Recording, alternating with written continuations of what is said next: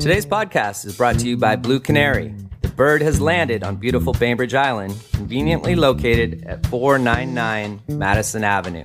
ASE Master Technician Clint Ramsey brings over 15 years of experience, award-winning diagnostic skill, and a desire to reinvent the automotive repair experience. Schedule an appointment online at bluecanary.biz or call them today at 206-451-4220.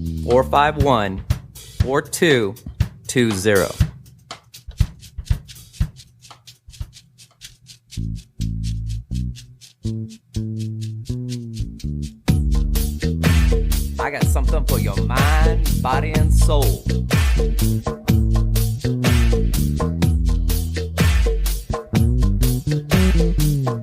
I got something for your mind, body, and soul.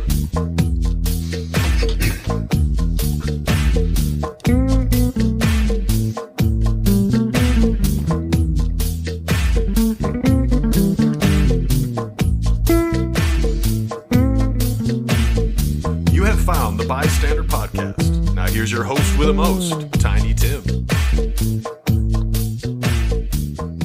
What's good, Podcastville? You found the B.I.STANDER, and I am your host, Tiny Tim. Thank you to Blue Canary for your sponsorship and Sound Reaper Graphics in the Pavilion. You as a listener can also support the show on patreon.com. Today, my guest is Bill Marler. Bill, what's cracking? How you doing today? It's good. Good to see you. Yeah, twice now. Yeah. I'm sorry about having to postpone it the first time. Oh, no worries. No worries. It's not that big of an island. No. Let me get that mic a little closer to you. Make sure that people hear you loud and proud.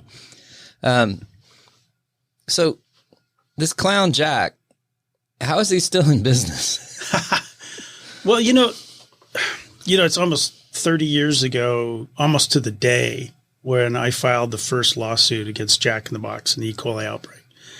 And, I really, to answer your question as to why they're still in business, even though the thing was a disaster, 700 people sick, 4 kids dead, about 75 with acute kidney failure.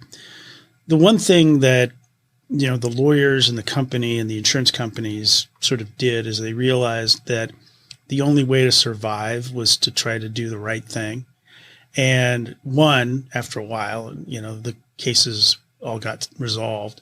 But the other thing that was really important, they brought in really high quality food safety people that really sort of completely changed the dynamic of the beef industry as it related to fast food restaurants. And so I think it was a combination of, doing the right thing for taking care of the victims and, doing the right thing by becoming a leader in food safety. I mean, it doesn't take away the horror of what happened and, how screwed up they were and how they were doing things before the outbreak. But, that's, I think, a lesson for a lot of companies to, when something like that happens, how you respond to it. It's, I think really important. Yeah, it's real important. Yeah, I mean, I think of the Jack in the Box case and the Tylenol case as business busters, basically, where I do not know how Tylenol and Jack in the Box stayed in business because at the time, no one was going to eat at Jack in the Box for years and years and years. Oh. And the whole, where's the beef, bring back the clown, get rid of the clown. Blow the clown up. And I mean, it was just, I agree. I mean, they struggled for a long time. But I think had they not resolved the claims, certainly the litigation went on for years. I mean, I was deposing people and going through documents for years until we found out exactly what happened. But once we knew that, the game was over for them. And I think ultimately they did the right thing. And a lot of companies, don't do that. Mm-hmm. A lot of them don't. Yeah. They take the L and keep it moving. Let me point that mic a little closer to you. So was that one of your biggest cases or your first case that really caught attention? Yeah, well, sort of. I'd been practicing law for like 4 years. I had a pretty high profile case a couple years earlier. I actually represented the murder victims of a guy named Wesley Allen Dodd, who killed 3 little boys in the 80s. That was in Washington State, right? Yeah. Anyway, I had been hired by the family. Somebody who knew somebody who knew somebody hired me, and I dug into it and found that the state of Washington had messed up and had let the guy out of a prison incorrectly. He should have been in prison, but it was a clerical error, and so they let him go. And that's when he went out and he murdered those 3 boys. And so I sued the state of Washington. It was pretty high profile case. And that was sort of the first case that, I did that I think was, the public kind of noticed that, what was going on. And I think that kind of led to the opportunity to represent some of the victims in the Jack in the Box case. And, I started off with one case, filing that lawsuit January 28th, 1993. And, within a week, I had 100 cases, and then the real significant injured kids came through, and I started representing them. And the litigation, like I said earlier, went on for, until early 1995, until we uncovered a bunch of documents that showed that Jack in the Box knew about that they were undercooking their hamburgers and were undercooking them anyway. And so, I think that was pretty seminal in getting the case, resolved. I mean, what's the win for Jack in the Box to continue to know something like that and continue to operate like that? They were so fixated on the 2-minute cook time that they were a fast food restaurant. And I won't say we should understand, but the state of Washington had increased the internal temperature of hamburgers from 140 to 155. There's a nationwide food code, and you can, the FDA puts it out, and that's sort of the minimum standard that everyone has to abide by. But individual states can increase the standards. They can't decrease them. State of Washington was kind of on the cutting edge of worrying about E. coli, and especially in hamburger. We'd had a couple of small outbreaks of ground beef and E. coli in the state of Washington. So our Department of Health had stepped up, had changed that food code, had disseminated all that information out to Jack in the Box and all other restaurants in the state of Washington. Jack in the Box claimed that they didn't know about it, but through the ability to put people under oath and get documents and stuff, we learned that they did know about it. They tested to see if they could do it, and they realized that the only way they could do it was to increase the time that you were cooking the hamburger from 2 minutes to 2 minutes and 15 seconds, because it's a time temperature thing that cooks something. And so they just said, no, 15 minutes or 15 seconds, it's just not worth it. 49 other states don't require it, but the state of Washington does, and they just blew it off. Instead of asking themselves, gee, why is the state of Washington doing this? Gee, they must be concerned about public health. They just sort of, 2 minutes was sacrosanct. It was, the Jack in the Box Bible, and it caused 700 people to get sick, 4 kids to die, and about 75 children suffer acute kidney failure. So, and it cost Jack in the Box, $130 million. They got off easy. Yeah. So you're kind of legendary when it comes to foodborne illness. I'm sure you didn't set out to be just the food guy. No. No. In fact, I'll tell you a funny story. It's probably 2000. Must have been 2007. I do a lot of, I spend a lot of time litigating, but I also do a lot of working on legislation. And so I spend a lot of time in the other Washington. And I was in D.C., it was 2007, and I was meeting with Senator Durbin. And it was sort of the beginning of sort of the formulation of the Food Safety Modernization Act. And I was meeting with Durbin for a while, and then I walked out of his office, and I'm walking down the hallway. And as I'm walking down the hallway, Barack Obama's office was right there as a senator. And he walks out with a couple of aides kind of, right in front of me. And we walk down towards the elevator in the Senate office buildings. So we get in the elevator, and, I'm standing there, and he's just a senator. He hasn't decided to run for president yet. And so I'm standing there, and I said, "Hey, Senator Obama, nice to meet you." And he says, "So what are you doing in here?" And he goes, "What do you?" And I said, "I'm a lawyer." And he goes, "I was meeting with Dick Durbin." And he goes, "Where are you from?" I go, "Seattle." And he goes, "Oh, I know you. You're the E. coli guy." So, yeah. So, I mean, I didn't start off to do this, but, once the Jack in the Box case ended, I thought I'd just go back to, chasing whatever ambulance came by. And, what happened, is, there was the Odwalla juice E. coli outbreak. There were salmonella outbreaks. Tell me about the Odwalla, because I'm a big fan of Odwalla. Well, it doesn't exist anymore. Yeah, the boathouse is now the thing. Yeah. Odwalla was good for a while. So the Odwalla Juice Company had started off as essentially some guys out of their VW van at Grateful Dead concerts making juice. And it became more and more popular, especially in San Francisco area. And they started this company, and then they got funding. And the whole idea behind the juice company was it was natural. It was not pasteurized. Not right? pasteurized. It was natural, and they had great, marketing and stuff. Well, the problem with unpasteurized juice is if a pathogen gets in it, it's like a really great place to grow the pathogen. And so in 1996, Odwalla had tried to sell their juice to the U.S. Army, not as a biological weapon, but as juice to be sold on, PXs on base grocery stores.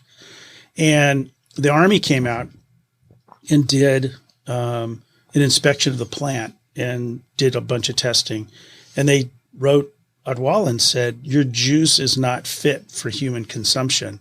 We will not buy it." Wow. So that's 6 months before the outbreak. And they continued to sell it to pregnant women and little kids. And the outbreak blew up. About 100 people got sick. One little kid died in Colorado, and there were about 20 kids that suffered acute kidney failure. And so, of course, did Odwalla give me that document? No. But we got a whistleblower who came forward with the Army documents, and that spelt the end of at least the Odwalla as a company, and then Coca-Cola bought them. Shortly thereafter, I think it was like 97, 98, Coca-Cola bought them. And then they just, I guess just in the last year or two, they disbanded the brand. But yeah, it's interesting. And the funny thing is that the former president of Odwalla has a connection here on Bainbridge Island as a patron and a board member out at the Environmental Learning Center and the little college they have out there for Islandwood. Islandwood or what? Yeah. So, and I was at a fundraiser out there one time, and I didn't know he was there, but I got introduced to his wife, and I was like, "That's a really interesting name." I knew this guy, and she looked at me, and then she realized who I was. It was a little uncomfortable. I totally would have had foot and mouth disease. Running into the dude. Yeah. Because I religiously gave that to my kid when he was a young toddler. Yeah. So I thought a lot of parents did. A lot of parents did. In 1996, was unpasteurized juice, as known of a risk? I think probably not. But, when you're doing it in a commercial setting like that, where you're shipping it all across the Western United States, it was a high risk item. It's different than, not to say that I would, but, if there was a fall fair here, and they were squeezing apple juice, off the, would I drink the juice? Probably not. Is it like as high a risk as a commercial product like Odwalla was? No. It's like highly unlikely, but you're going to get sick. But pasteurization exists for a reason. Yeah. So. And geez, and sourcing of where all the fruit comes from has got to be a difficult task to understand. This orange came from this grove or whatever. Oh yeah, it's better today than it was, 30 years ago. We're better at tracking things. There's a lot more technology available, but do you think that's a large part because of the actions that you've done? I think in some respects, yeah. I don't want to take, Oh, you're a bit of a pioneer in the food industry. Yeah, I don't think I want to take too much responsibility. But the one reason why I think I was thinking credit, not responsibility. Yeah, I think the fact that these are chains of distribution, and normally when something goes sideways, it's the end product manufacturer that gets hit either with a recall, with a lawsuit, or with some kind of fine from the government. So that entity does have, let's say it's Odwalla, that entity does have an interest in being able to point the finger back upstream. So I think the fact that, we've, successfully sued companies who manufacture food products, there's an economic self-interest in why they want to be able to identify where they got the product from. And I think in the long run, part of the reason is they want some economic, money they want something back from these folks. But they also, over time, it helps, the FDA understand, or the USDA understand why the outbreak happened. If you can, we have very common leafy green romaine lettuce E. coli outbreaks. There's a lot more traceability now, so we can trace where that lettuce head, almost, or at least the lettuce box, where it came from. And we've been able to determine that in most of the outbreaks that have occurred in the last decade, most of them were because this lettuce was grown nearby a bunch of cows. Okay, that totally makes sense. But to have that data is helpful to hopefully craft new public policy.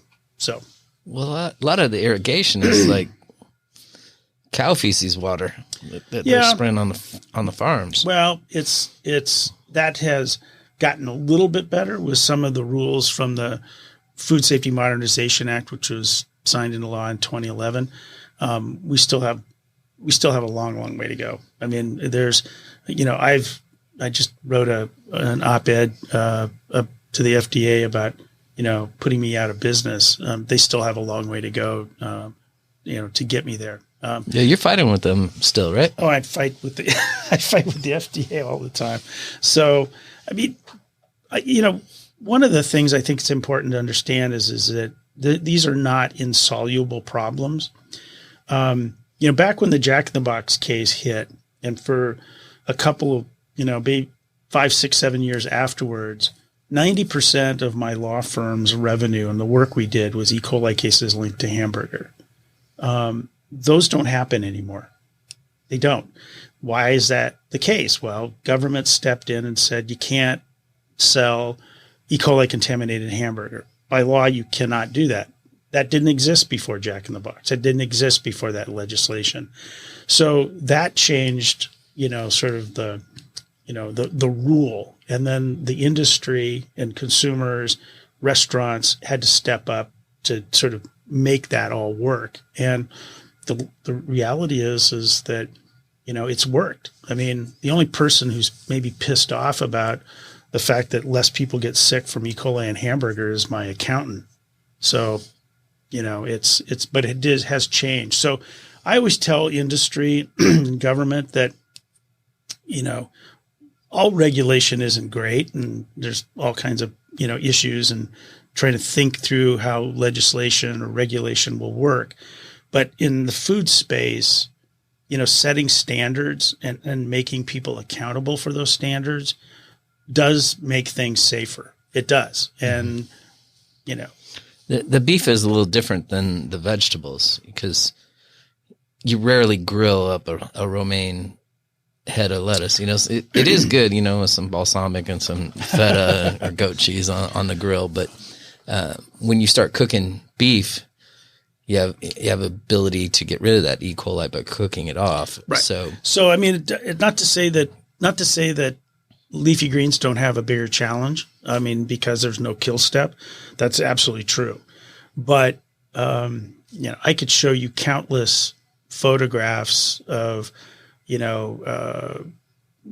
lettuce being grown in Yuma, lettuce being grown in Salinas, where you and I could take a rock and throw it from the cow feces to the lettuce field. This is not, it's not rocket science as to why these things continue to happen. And they continue to happen because, the leafy greens, which are, very popular, are grown in close proximity to cow shit. I mean, yeah, that's what it is. And it seems like the ones that are most dominant are romaine and spinach. Yep. Over and over, they're constantly offending. Yep. Yeah. And so, and the industry and the government have done, baby steps, but, we still have these outbreaks. There are outbreaks that are still going on. There's probably one going on right now that we may or may not ever be aware of because, there's a lot of leafy green outbreaks that never get reported because by the time they figure out that there was an outbreak, the leafy greens are long out of the marketplace. And so the FDA thinks it's their responsibility to not tell the public that because there's no risk anymore because that product is gone. So there's a lot, and I know about these outbreaks because I get sick people come to me and, we investigate these outbreaks and we know they happen. But the CDC and FDA don't necessarily make those public. Among other things. So there's quite a plethora of different foodborne illnesses. How versed are you in each of them, like salmonella and E. coli? I probably know way too much about, there are 2,000 varieties of salmonella, about 35 of them cause human illness that we know of. E. coli, the bad one is E. coli 0157, but we've learned that there are several other Shiga toxin producing E. colis that cause human illness. I petitioned the USDA back in 2010 to expand what's considered adulteration to other forms of E. coli and got them to do that. I'm presently working on a petition to ban salmonella from chicken. It's right now the industry knowingly can sell they can test it, find that it has salmonella on it, and knowingly ship it, knowingly sell cancerous chickens, the whole shebang. Yeah, they can do that. And so the chicken industry, folks, is ugly. It's and Morgan Spurlock. Have you seen his second movie, What the Cluck or whatever it is called? Yeah. Morgan's a great guy. So that's one of those movies that makes you never want to eat chicken again. Yeah, I think when the new documentary Poison comes out, I think you might have the same feeling about chicken, at least from a bacteriological point of view as well. So, what's left to eat?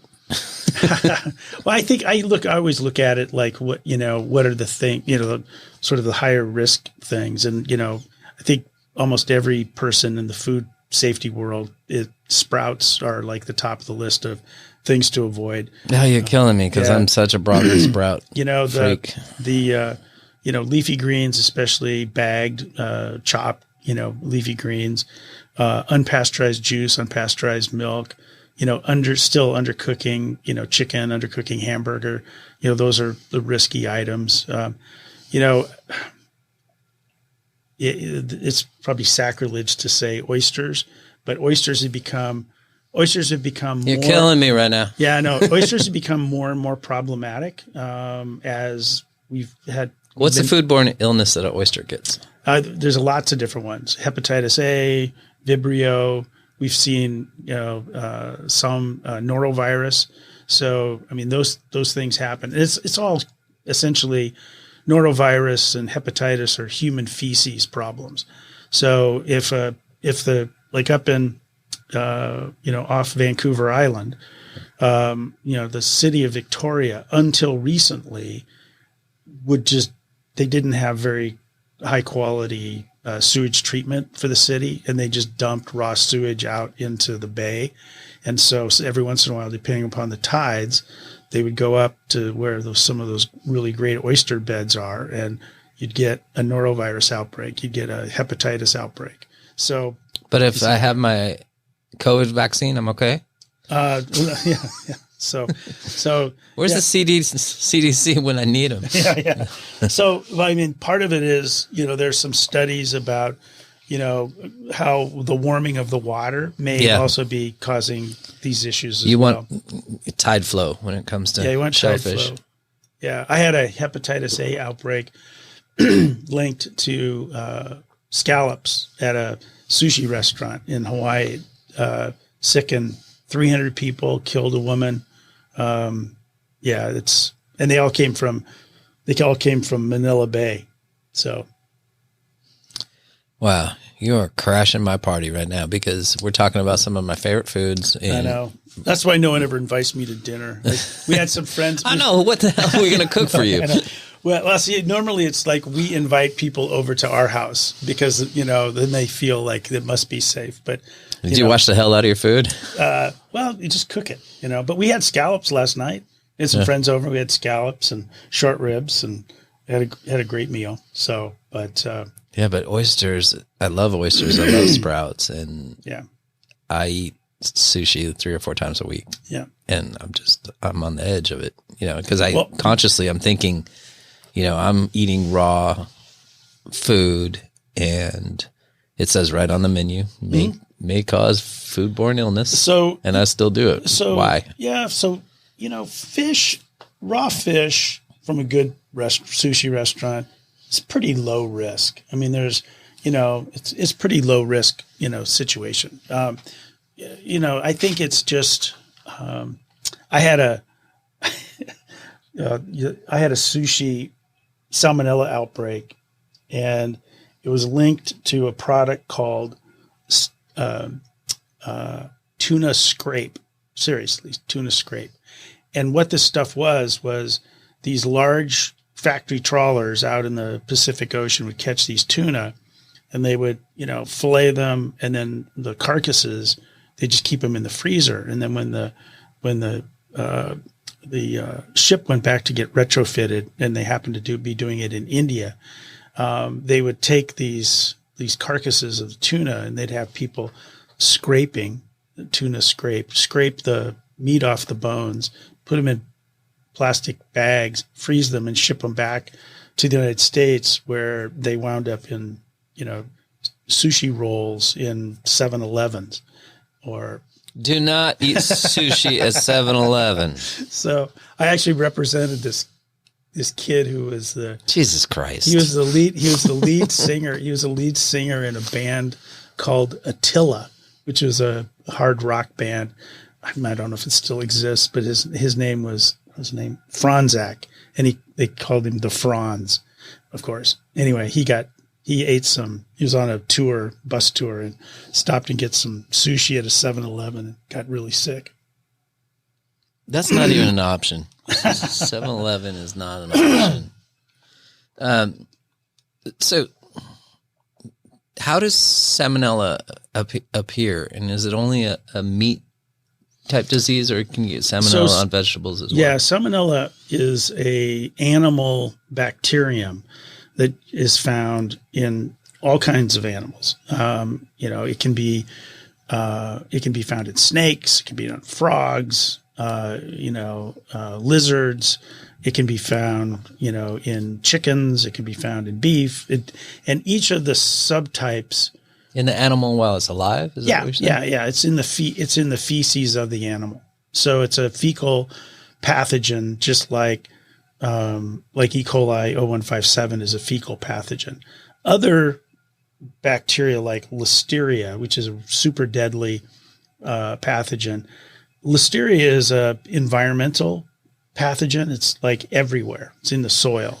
But what happens is it'll get into a cool, wet environment, like a deli processing facility, a cheese making facility, lettuce, and it'll get in there and it grows really well at refrigerator temperatures. And so it will populate and then get into, the food, get into your refrigerator. And, for Listeria, about 99% of the people who consume something with Listeria on it will get hospitalized, and about a third of them will die. I represented about 100 people who ate cantaloupe back in 2011, and 33 of them died here in the United States. And so it's a potentially very, very deadly pathogen. Keep your eye on me because I had cantaloupe this morning. Oh, great. Well, the incubation period for Listeria is 3 to 70 days. So you might have to move in. So you'll just have to wait. 70 days, you just have to wait and see, wait it out. Oh my God.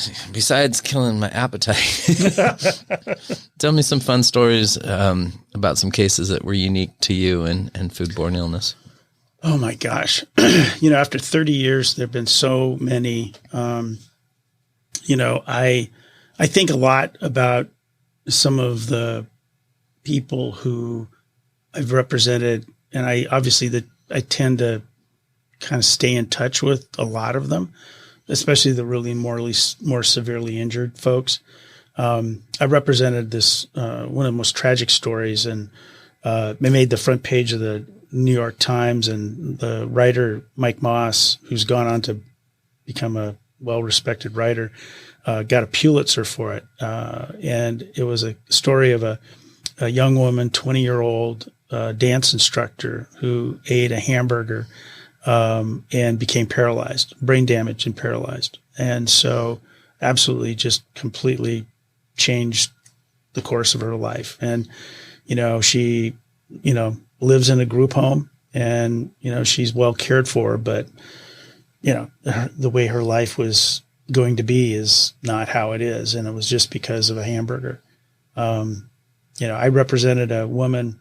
Where'd that hamburger come from? It came from Cargill and sold at Walmart. It was frozen, those frozen patties you buy in a box. I don't buy those. But yeah. And, there was an Outbreak linked to Nestle Toll House cookie dough back in 2009.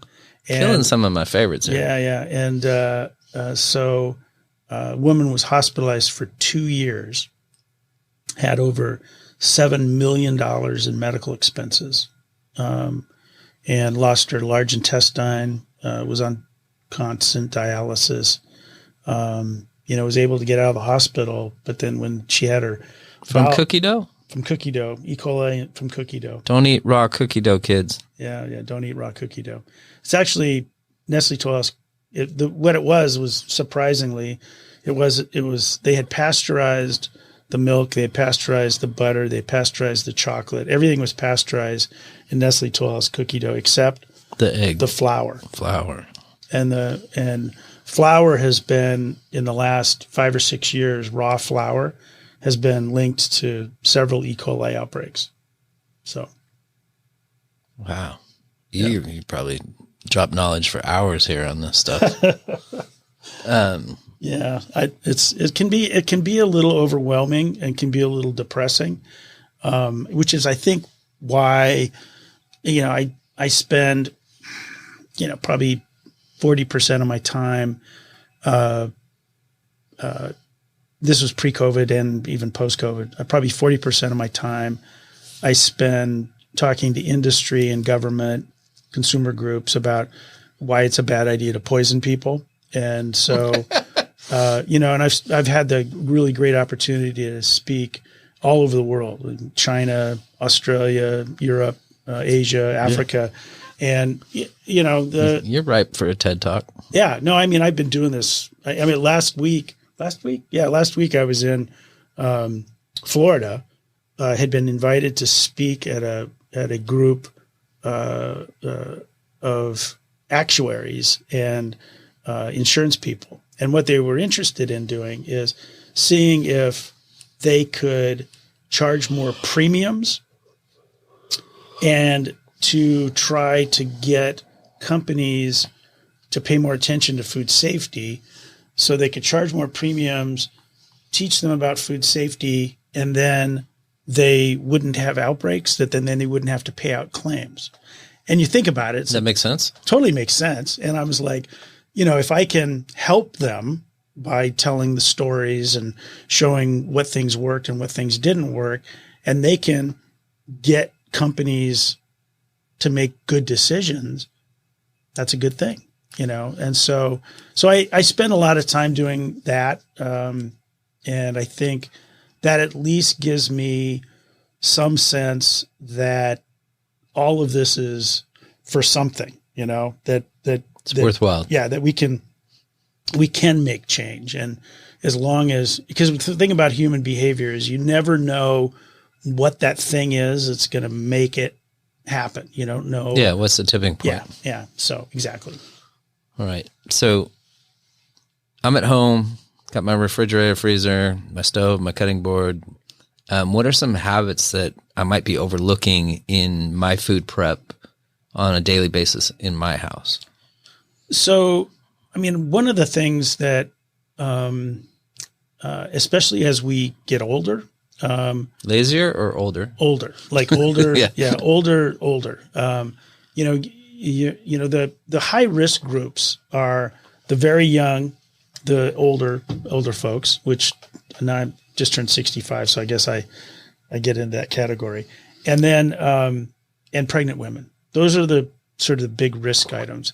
Obviously older people, also, potentially people with immune compromised situations, HIV, AIDS, or, had undergone chemotherapy and radiation stuff. So it's a pretty big subset of the population who are immune compromised in one form or another. So one of the things that, I think we pay attention to, or at least try to, is, making sure that the products, especially like cheese and deli meats and, cut fruits and vegetables, don't just hang around in your refrigerator for a long period of time. Primarily because if they are contaminated with Listeria, refrigerator temperature is like a perfect growing temperature for Listeria. Not so for some of the other pathogens. So the reason why we created refrigeration to begin with was to keep foods longer. And it also suppresses bacterial growth in things like E. coli and Salmonella, cool temperatures. That's why keep cold things cold and hot things hot. That's, why like, delis,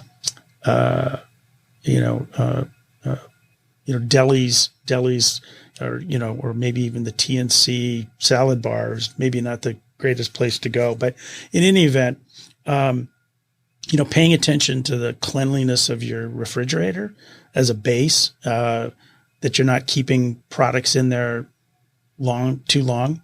I think that's really important. Clean it often. Yeah. And so, a lot of times, especially if my wife's out of town, I'll go through there and like throw a bunch of the cheese away that I think it's been there too long, that kind of stuff. So, paying attention to those sorts of basics, I think, because cheese is bacteria, so it would only make sense that it would continue to grow other bacteria. But a lot of times too is that the bacteria in cheese pushes out some of the normal bacteria in cheese, pushes out some of the pathogens, but it's a kind of a numbers game between Listeria and good bacteria.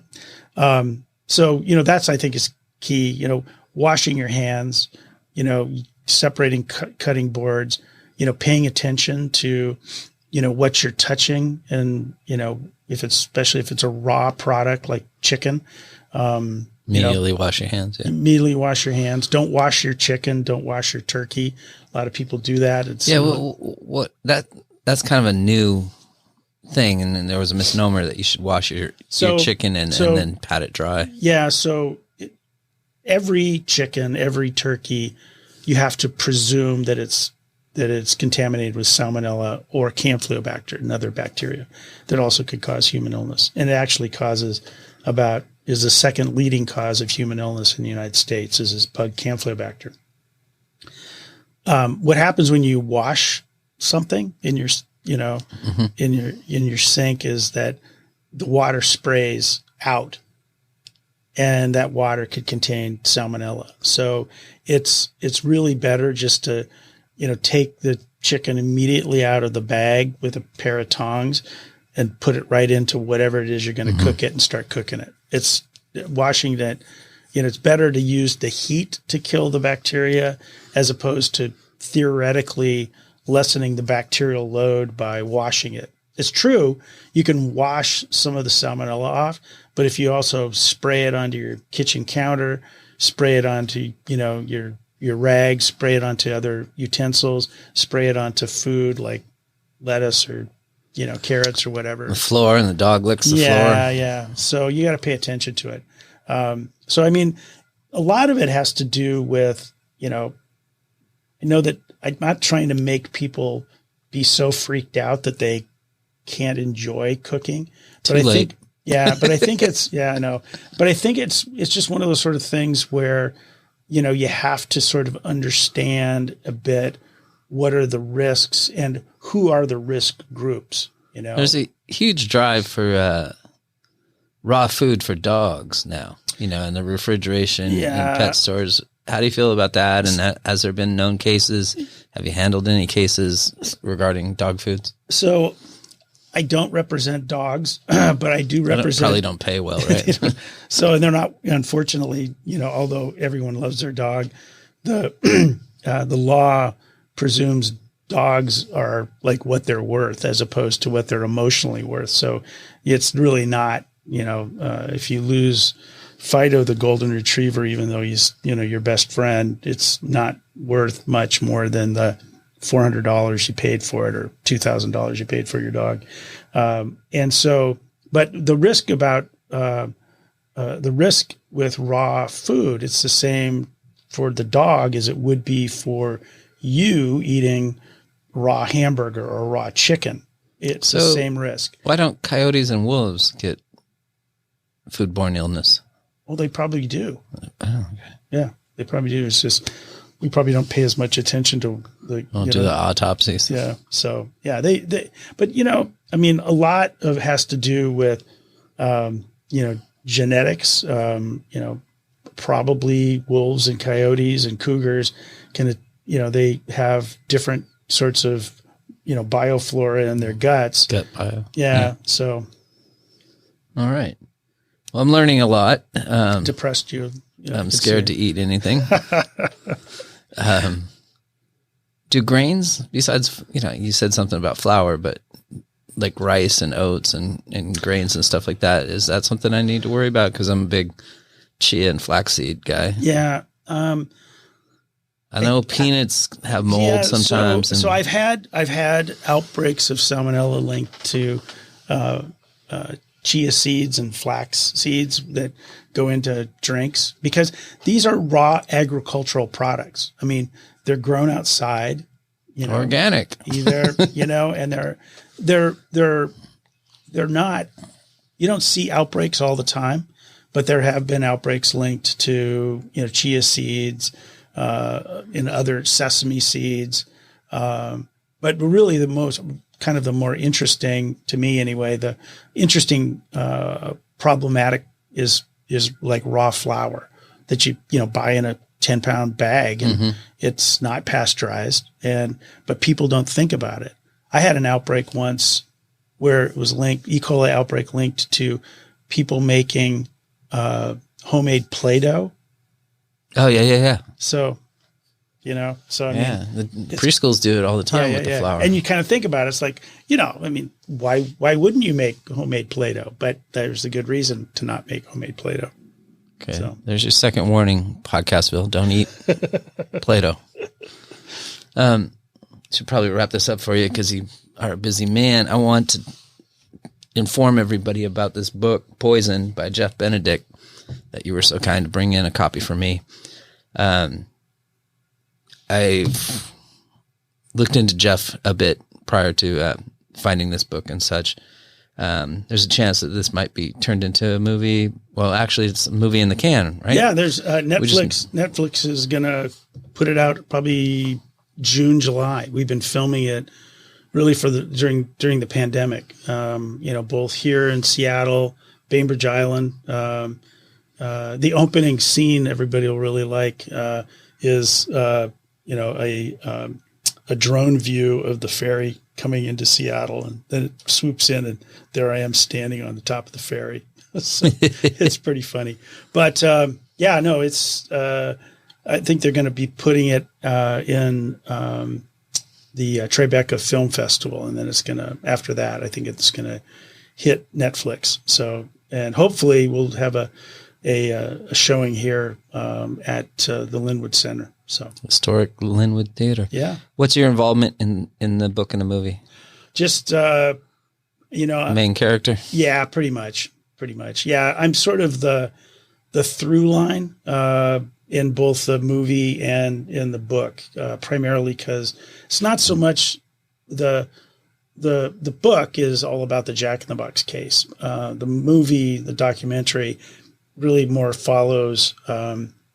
Has probably a fifth of it is about the Jack in the Box case, but then it's kind of a through line through the course of the last 30 years of litigating food cases and some of the work that I've done in Congress and trying to fix the problem. So it's and then also what the industry has done. There's a lot of detail, a lot of people interviewed. So you must be proud of how you've helped shape the industry a bit.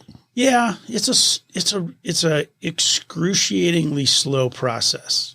Oh, so it's sometimes sort of mind numbing. There's years ago, it's probably maybe even 10 years ago, Frontline did a story. It's called Trouble with Chicken. And it was a really hard-hitting documentary about how, messed up the chicken industry is with respect to salmonella and how messed up the government is in regulating it. And it was such a hard-hitting, powerful thing. I thought, oh, absolutely, this is going to fix it. People are going to be so shocked. But then to think about it, 11, 12 years later, we're sort of still fighting it. We've made some progress. The USDA just listed salmonella as an adulterant in one product. So it's like it's not like we haven't made progress. It's just so damn slow. That's the thing that frustrates me. And, I just turned 65. I have a few good fights left in me to keep at it, but, change is slow. It's really slow. Adoption. Humans are difficult to get them to, do the right thing without getting hit in the head with a 2x4 several times. Yeah, we're so set in our ways and so not open to new ways of thinking sometimes. Yeah, yeah. And then the politics of everything. It's like, you can't do it because, the Democrats are in charge. You can't do it because the Republicans are in charge, or you can't do it because it's a presidential election year or it's coming up on the midterm elections. There's always some reason that you can't do something. Or the bureaucracy will go nuts if you do something. And, it's frustrating. Just watching Spurlock's movie about the chickens, referencing that again. I was surprised at how the government controls agriculture with their small loans, and it's basically they're making slaves out of the farmers in a lot of ways, where you have to get subsidies because you can't turn a profit, and then you have to get small loans to continue on, and then there's the payback for it, which you can never pay it back because it's not an industry that really makes money. It loses money. Right. And that way we can get our groceries cheaper, but yet we're still paying into the taxes, which is now the government then takes and pays to the farmers, but in a crooked way. And then to see the bastardization of chickens where it's like 12 weeks, they're steroid chickens with heavy breasts that they can't even walk. They fall down. They're susceptible to so much disease. Right. And just maintenance of just the chickens dying on a daily basis. And then, like I said, a chicken can have cancer. Right. And it still makes it into your bag of chicken at the grocery store. Yeah, unless it's visible. They usually can catch it, but, they've even increased the line speed in a lot of these factories where, these chickens are whizzing by at 120 of them a minute. I mean, nobody can look at a chicken like they, if it's, it's just not done.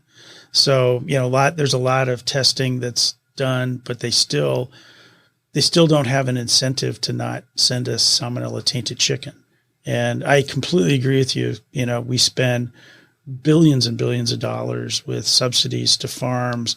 And then it's just this cycle that happens where, I think, I keep going back to how successful, making E. coli an adulterant in hamburger was, to change the dynamic. And it really was making one rule applicable to everybody. And it just ultimately changed people's behavior.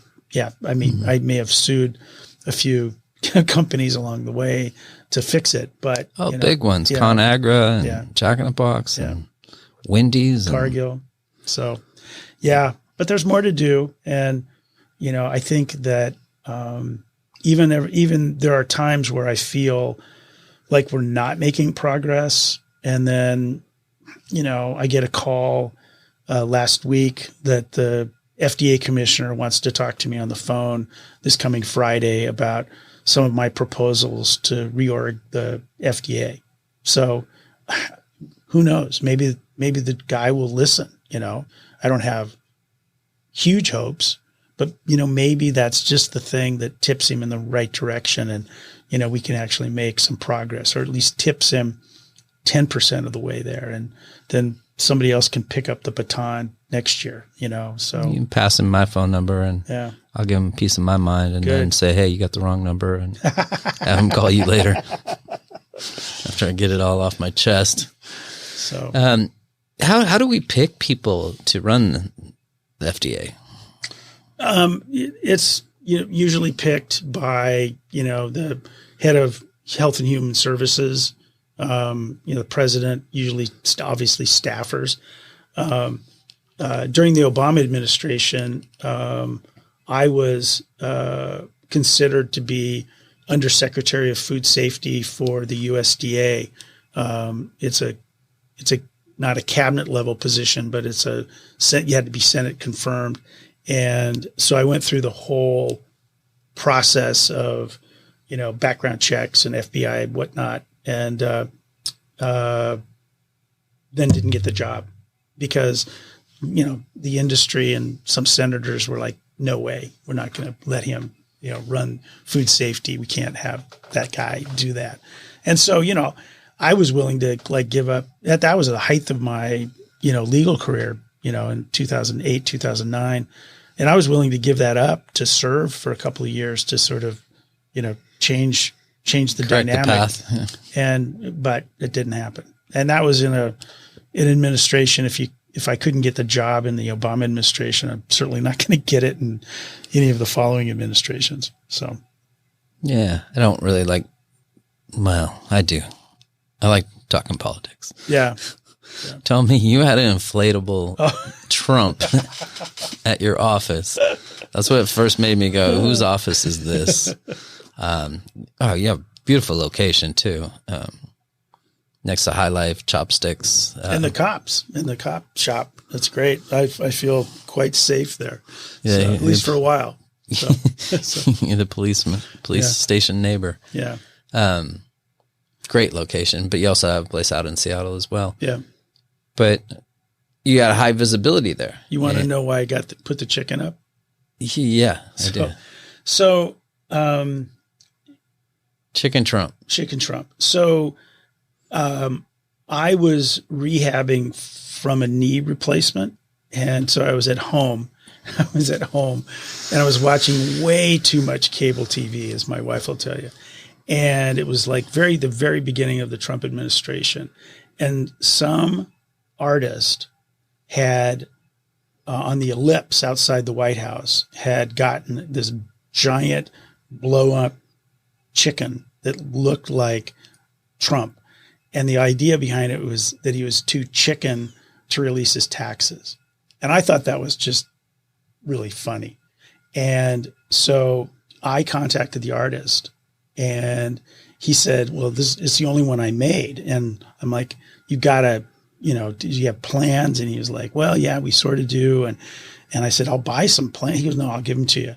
So I then found a company in China to make a Trump chicken for me. And they shipped it to me, and it came in two parts. One was the blower to blow up the chicken, and the other one, it was like in an egg shaped thing that was maybe 2 feet tall, but that moving around, and then you cut into it, and it out popped this mylar chicken. So I had it for a long time in front of my house on the water side. Yeah, I thought I saw it on the water. So I had it that way, and it got lots of comments on the Bainbridge Islander, including somebody saying that chicken needs a Second Amendment, solution. So my wife goes, "Why don't you take it down?" I'm like, yeah. So anyway, I took it down for a while, and then when I leased the space where we're at, I decided it was the run up to the 2020 election, and I just, I wanted to have my First Amendment opportunity. So I had it up there for a long time. And then, when the election went the way that I was hoping it would, I spray painted "fired" on it. But eventually I took it to the dump.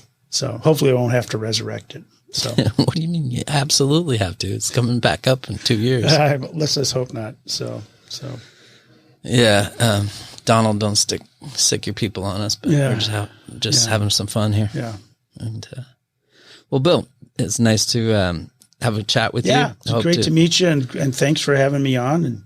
And this is a great facility here at the barn. It's cool. I didn't realize they had a radio studio here as well. Yeah. So welcome to the Gloom Tomb. Yeah, not much color in here. Yeah, but it's good. It's quiet. So I built a Zoom studio in my little office because I do so much. It's not quite as, but it's. I have a boom mic and a real nice camera, and then I have a big screen TV behind me. I can put anything behind me I want, and so it looks like a TV studio as best as Zoom studios can look. So because I do a lot of that. Trying to get some cameras in here and a couch and make this more livable space for everybody. Come down and see what I did. And I think you might want to think about lease out your place. Well, no, you can just, find out. I'll give you the dude that built it for me. So nice. Yeah. I'm looking forward to having some cameras in here and upgrading the studio. Yeah. And, that takes money, podcast will. So don't forget to support the Bystander podcast on Patreon. It is appreciated. Bill, thank you for your time. Thanks. Marler Clark is your law firm. Poisoned is the book by Jeff Benedict, which is coming out on Netflix here shortly. I wish you all the best, Bill. Thank you for your time. Thanks. Appreciate it. You've been listening to Bystander. Be kind.